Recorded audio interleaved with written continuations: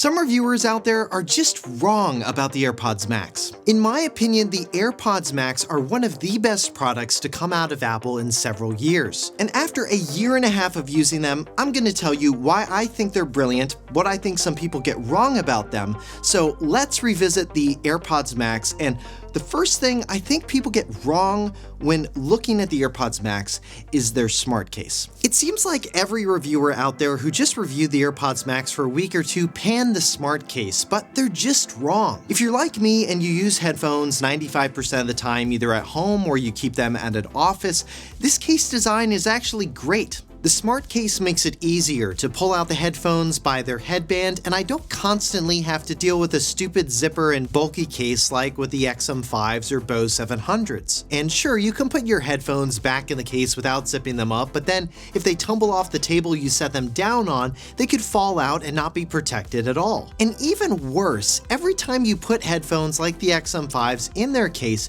you have to readjust them to fit into the case, which means every time you take them out of their case, you'll need to readjust them as well. The smart case for the AirPods Max solves this problem. You just take them out of the smart case and you're good to go. The adjustments you already made stay in place and they're easy to put back into the smart case. About the only time I think I'd want a headphones case like the XM5s is for the scenario when I'm traveling and I just want to throw my headphones case into a bag with a bunch of other loose stuff and I want my headphones to be completely protected. And for this specific scenario, there are cases you can find on sites like Amazon that are relatively cheap that will protect the entirety of the AirPods Max for this scenario. The next thing I think people overlook with the AirPods Max is their overall aesthetic and comfort, and just how much better they are in those two categories versus the competition. Even though these headphones weigh more than my Bose 700s and Sony XM5s at 386 grams, they're more comfortable to me. One of the worst parts with even pretty comfortable headphones like those made by Bose and Sony is after wearing them for about an hour or two, your ears can still feel a bit warm and maybe even a bit sweaty, especially in situations like a long flight. Apple solved this problem by using a mesh fabric in the ear cushions as well as with the mesh canopy at the top of the headphones. And because of this design, I've found over the past year and a half, I can wear these headphones all day with no discomfort. Another thing Apple did that helps achieve this is they made the ear cups deeper and I think a bit wider than many competitors, which makes them more comfortable. So they're more comfortable, but what about how they look? I think the AirPods Max win here as well. Now, in my opinion, no set of headphones are going to look ideal on a video call. The AirPods Max just look more sleek with their stainless steel wrapped frame, telescoping arms, and anodized aluminum ear cups. Even though their ear cups are a bit deeper and wider, the headphones look less bulky than my Sony XM5s. Look at how much more bulky they look on my head versus the AirPods Max. So not only do I find them more comfortable and I think they look better than the competition, but Apple just did some really interesting things with the design of the AirPods Max that I think are really smart. Like the stainless steel telescoping arms that stay put with your adjustments, or the ear cups, they're magnetically attached and incredibly easy to remove. The digital crown gives you precise control over the volume level of the headphones compared to touch controls that a lot of other headphones use, which make less precise adjustments. Though I will say for playback controls like skip forward and skip backward on headphones, I think touch controls are a bit faster and more intuitive nowadays. Another huge change Apple made to the way you use headphones with the AirPods Max is by not including a power button. At the time when these came out, this decision was derided by a lot of reviewers and the general public, but after a year and a half, I can say this was absolutely the right decision by Apple. It's a simpler experience not having to remember to turn on and off the AirPods Max, having them automatically enter low power mode when you put them back into the smart case, and when you put them on again, they'll automatically connect to the Apple device you're using. Now, one of, if not the most important part of a headphones design is how they sound. And here, the AirPods Max do not disappoint. They sound better than any other pair of headphones I've previously owned from companies like Bose and Sony, especially when you pair them with a service like Apple Music. Which is weird since they can't do lossless audio playback wirelessly and they don't support LDAC like my Sony XM5s do. But when you listen to them with Apple Music still lights up the lossless icon. So I'm not exactly sure what Apple is doing here. Maybe they're compressing their lossless music over Bluetooth and then using the chips in the headphones to still, I don't know, somehow make up for the compression. But even over a wireless connection, they're still able to produce very detailed sound, a wide sound stage, and produce tight bass, which really helps out their sound profile. Apple uses what it calls adaptive EQ technology, which uses the internal microphones of the headphones to measure the seal created by the ear cushions, and then it'll adjust how the headphones sound accordingly, which might be part of why they sound so good. Listening to some of my favorite tracks on these headphones, it sounds like I'm listening to them for the first time. I pick up a lot of different details in the songs that I didn't really notice before. For example, the very first time by Taylor Swift, the guitar strums in that song just sound so crystal clear and like they're right outside of my ears. Or the song That's What I Want by Lil Nas X.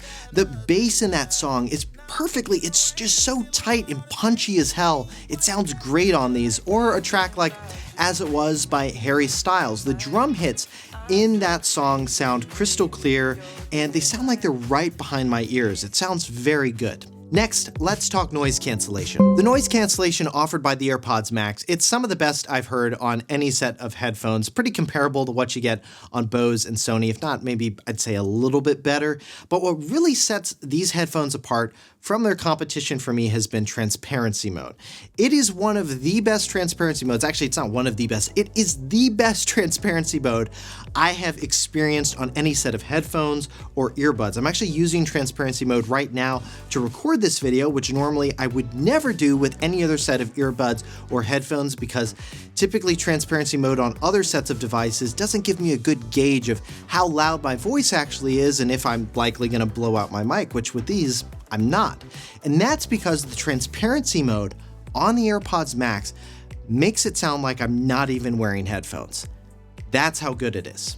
Next, mic quality. The mic quality on the AirPods Max, it's actually pretty decent for phone calls and video calls. And here's how they sound compared to some other headphones and earbuds that we own. All right, and this is how the AirPods Max microphones sound. And I've made sure that we're recording this through QuickTime and their mics are selected, so we're not using the studio display as microphones. And that's why the video looks so bad. If you're interested in all of my long-term thoughts on these Apple Studio Display, make sure you subscribe to the channel to see that long-term review coming out this fall. But yeah, that's the AirPods Max mic quality. Let me know what you think. All right, and these are the Bose 700s. This is how their mics sound. We've already done a review of them, and if you're interested, I'll link that below down in the channel. But yeah, Bose 700s mic quality. So these are the brand new Sony XM5s. I shortened the name. The product name's too long. Anyways, these are how their mics sound. Let me know in the comments. What do you think? Which do you think sounds better? How they sound? Another feature that most headphones out there can't compete with that the AirPods Max have is spatial audio. Services like Apple Music and Tidal have music that supports Dolby Atmos music, but my experience with spatial audio music has been a bit mixed. What's been far more impressive is spatial audio for movies and TV shows. The AirPods Max can decode a 5.1 surround sound or a Dolby Atmos signal, and that, paired with the head tracking of the headphones, makes it sound like you're watching something in surround sound. This feature is well worth it to me because I don't have to sacrifice any sound quality when I'm staying up late and want to watch something. Either on my Apple TV, Mac Studio, iPad, or even my iPhone, spatial audio works on all of these devices. So those are some of the overlooked things and features I've really liked about the AirPods Max over the past year and a half. But what about issues and downsides? For me, the main downside with these over the past year and a half has still been battery life. I just wish it was better. Now, maybe it's because these headphones are so good that I'm using them way more than previous headphones, which is accurate, but I find I have to charge them about every 3 to 4 days, which is more than I typically need to do for my other headphones. Another downside I've encountered with the AirPods Max is with their automatic device switching.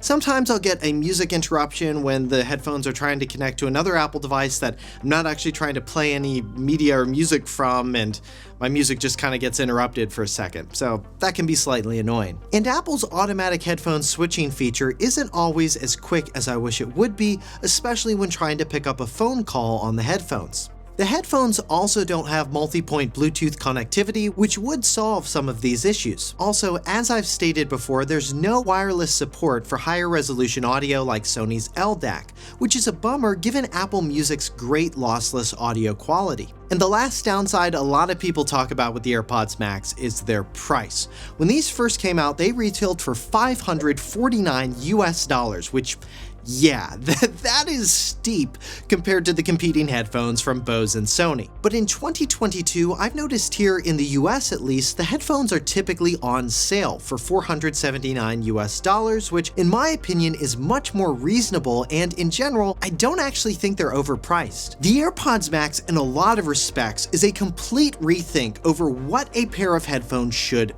be.